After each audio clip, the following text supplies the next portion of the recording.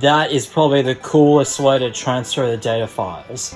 Hey everyone, my name is Sonicoof and welcome back to Pikmin 2. In the last episode, we went to the Valley of Repose and actually got one above ground treasure, discovered new Pikmin, and got into a new mechanic which is dungeons. Collected all the treasures and raised up a Pikmin. In this episode, we are going to go to the new area called the Awakening Wood and see what kind of stuff they have in store for us. Alright. Now for this map is probably going to be something very similar, if I'll tell you guys in a moment. And yeah, it's been about 2 weeks since I did a Pikmin 2 recording as such, because I actually recorded the first two about 2 weeks before I did like the actual time for this. Greetings, it should be pleased to know the purple Pikmin are logged safely in my hole. So yes, the purple Pikmin are actually going to be safe in the ship. So if you actually stand in the ring of light, and you might be thinking, oh, that's going to work, it will heal all the captives. It will not work. Just like the first game, it would not work. Now, before I explain too much about this, we're going to get all of our Pikmin, like so. And, what was I going to say? Anyway, we are going to attack these pellet posies. Do not attack those red bulbs yet, because we're going to get into this eruption, which always happens whenever I do this. So, of course, the ship is going to explain to us some other, random bull BS kind of instructions that explained to us 4 times already. Yeah, so hold A to hold a Pikmin, and then you press B while holding A to actually switch a color. I hate it when that ship was annoying, so it's kind of cool about these purple Pikmin is that when you throw them, they do have a low throwing arc. They can actually have that stomp attack on the enemies. Now, something cool about this large enemy, watch this! Oh, there we go. It actually makes them stunned, which is probably a good thing, because, yeah, stunning enemies is good. And here, we're gonna get into new enemies. These are, the unlocked, I forgot what they're called, yeah, it will say on the text there. Now, if you attack those guys, they'll drop nectar, and the nectar, which the Pikmin will drink, they will have a flower on its head. Now, the Pikmin have 3 stages of their life. The leaf, bud, and flower, as I explained. Now, purple Pikmin are very special to this because instead of having a white flower, it will have like a cherry blossom kind of thing. I'm not quite sure. Oh, and that flew away. So anyway, that's probably good. We're actually got flowers, which means it will not increase their attacks, but actually increase their speed, which is a lot easier for them to get by instead of them playing catch-up. And here we're going to get into our new enemies. These are shear grubs. Now, there are 2 different types of shear grubs. There's the male and female ones. The ones that were encountered are the female ones because they're white, and they don't actually hurt Pikmin. Just like I wrote. No, I'm just kidding. Come on, I'm not even a sexist. Come on. Anyway, we bring in a strawberry, which is a sunseed berry. And we're going to get into another eruption of... not this one, because... and the onion actually stops, so the reason is you cannot have more than 100 Pikmin on the field. So the amount of Pikmin would actually be on the planet at a time, so only 100 would be on the planet at once. But we only have 95, so there must be wild Pikmin somewhere. And if you look where that arrow is on the top left, you can actually see a blue onion. Yeah, I actually did a test recording of this, and I did not actually notice it. Here we got 10% of the debt recovered, which is good. So let's attack those. I wish I could get more Pikmin to do that, but what else should I do for this? Anyway, let me attack more of those shear grubs, so we can get more Pikmin, and they only get one. They only let you have 1 Pikmin. So we're gonna actually pluck up all these leaves. You can leave them on the ground, but I will not risk that because that would actually waste too much time and waste too much progress in this. So all we're gonna do is raise up our Pikmin first, and then we'll flower them by going to this grass right here. Now this grass is actually gonna pluck up some some nectar so that the Pikmin would actually drink it and actually have their sprouts from leaf or bud into a flower. I believe in Pikmin 3 that there is actually a certain amount of Pikmin actually allowed to drink that one nectar at a time instead of all of it at once. So only 10 Pikmin will have that one drop in Pikmin 3. And I don't know why my pointer's a little jagged a bit. I don't know the meaning of that word, but anyway, now that we're done with that, we're just gonna get one captain, the red Pikmin, and the other, the purples, which I'll explain in a minute. So what you want to do is have Louie with the purples go over here. Now, you might think I'm crazy, but trust me, it will be worth it at the end. Now, if you actually attack those, these plants, inside are actually going to be some, you can actually pick off these berries. Now, these berries are actually going to be very useful, and that enemy which is attacked, that's a honey wisp. Now, they're totally harmless. They can only have one egg, and if you throw a Pikmin at it, it will drop an egg. It could be either some nectar and stuff. So, what we bring to the ship is a spicy essence. Now, you can only get 10 of them to form a special item, which I'll explain. Okay, so now that we've got the 10th berry to the ship, and look at this, so jiggly and squishy. So this is a powerful potion, the Ultra Spicy Spray. Now these things, if you can only do these to Pikmin so that are in your squad. So you press 2 at the Pikmin, and then I'll explain later, because we're not going to do it right now because then I'll reset, and it's not a good thing. Get over here. Nobody wants you here. Just attack there. Just be useful for once. Anyway, now that we're done with that, we're just gonna get 2 of our captains, and trust me, this is gonna be worth it. You want to throw a purple over here, and check it out! It's the iridescent glint beetle! Yeah, you guys did not actually know this in the Awakening Wood. These are very special and very different to the one in Pikmin 2, because they are the guys that can actually drop some nectar and a lot of these things. These are the drops of potions. Yeah, not only can you get them from berries, but you can get them out of the nectar kind as well.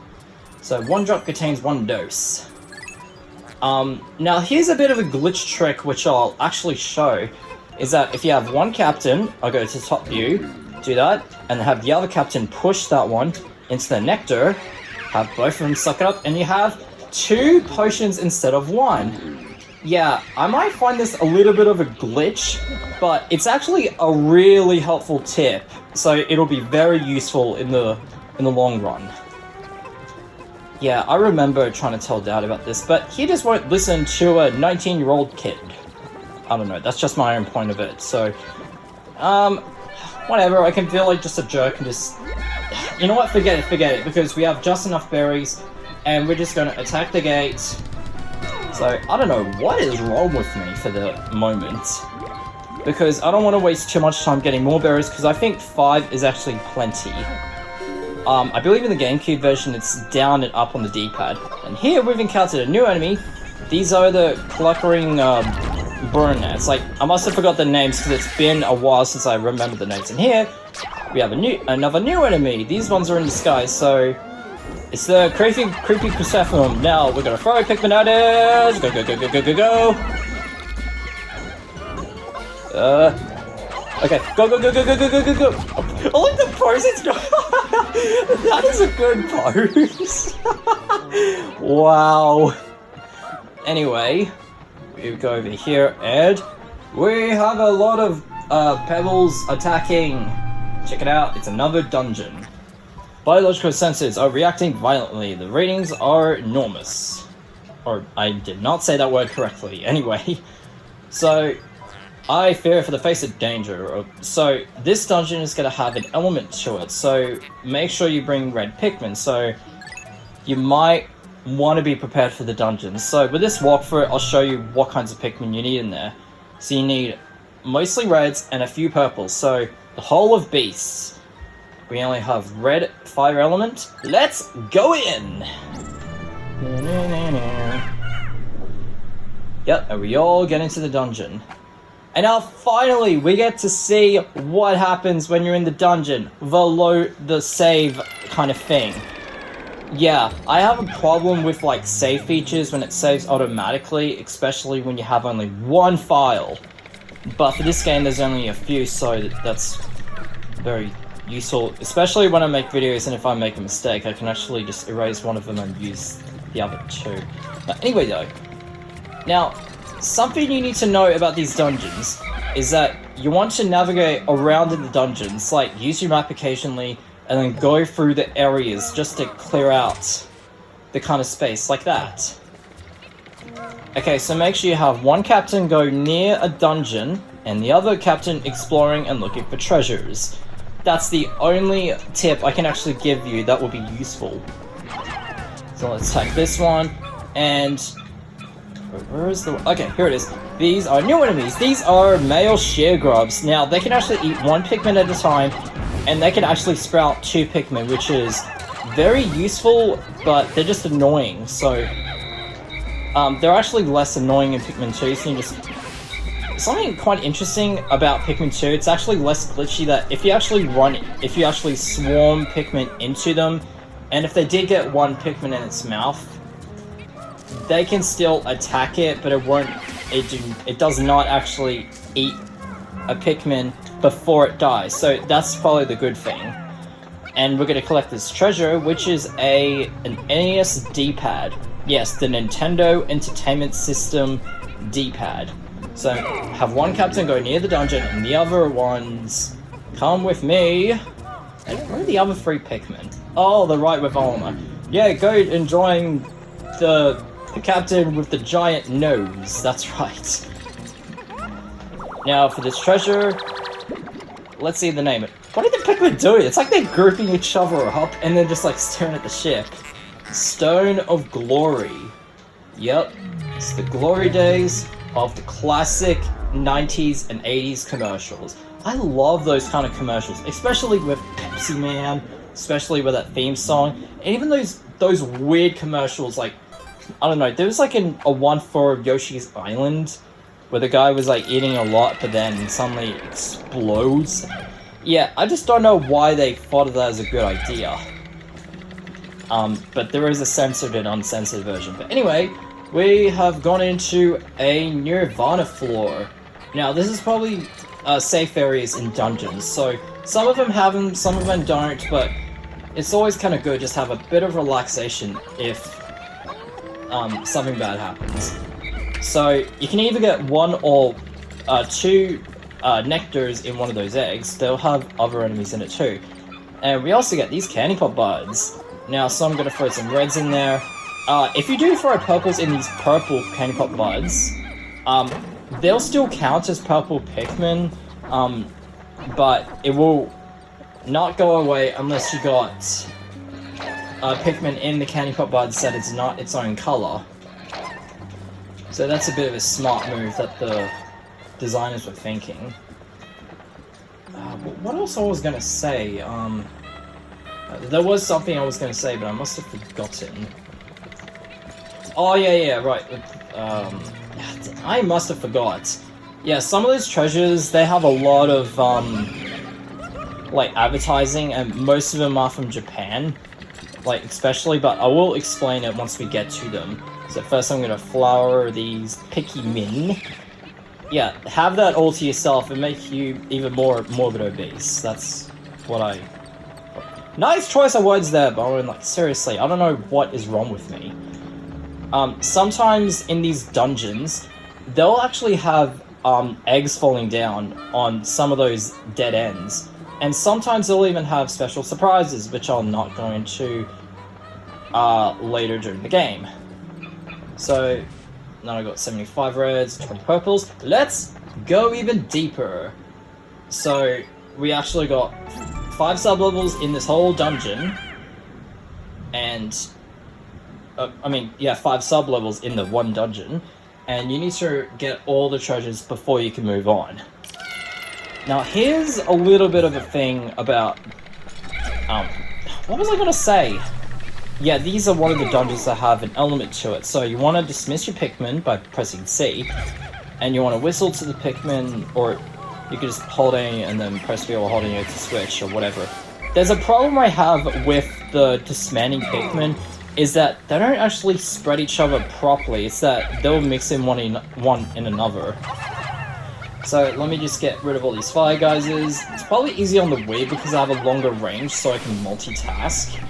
And yay for my American accent as such. Sometimes I like using many accents just to make me feel somewhat the weirdest person ever. That's what I was going to think of.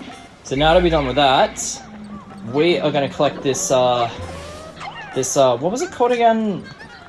A Mahjong, that's right, the Mahjong, that's a treasure of, yeah, from Japan. These are like Mahjong tiles, yeah, these are the kind of games that uses tiles instead of games as such. And there's the 7, like, dot on that tile there. And here we have another treasure from Japan, which will happen after the ship's description about this. Yep, a Mahjong. The Strife Monolith. Yeah, they don't show the actual, they don't say the actual name. So in here we have another item from Japan. Now this is a Famicom disc. Yeah, this is the Famicom disc. Those things are amazing. Yeah, these are actually from the Famicom, the family computer. And they have a special attachment which you can actually play discs as such. I don't know much about some of those Nintendo stuff in Japan because I did know that they did not start with video games, which I'll actually explain roughly shortly. And there's actually an English name about it, which I kind of forgot. The Cosmic Archive. Yeah, I think it was the Heidel, the Japanese name, Castle? I don't know, I'll put it in the text and you'll actually see what it is. And I think I'll do one more dungeon before we end this off. So the Hall of Beasts, sub-level 4. So we've got 2 sub-levels left before we go to the boss. And whoa! Hey there, buddy! Sonic Wolf. Anyway, let's just throw Pikmin at its bum and then let him stun. That's right, use purple Pikmin to use their weight to crush things. I have no idea why I was going with that. So anyway, we have a treasure, which is a gaming system released in the 1980s. They're called the Game & Watch handheld systems. Now, there's a game on there. Yeah, so these systems, they have one game by itself. Now, this one is called Ball. Yeah, I would love to have one of those Game & Watches.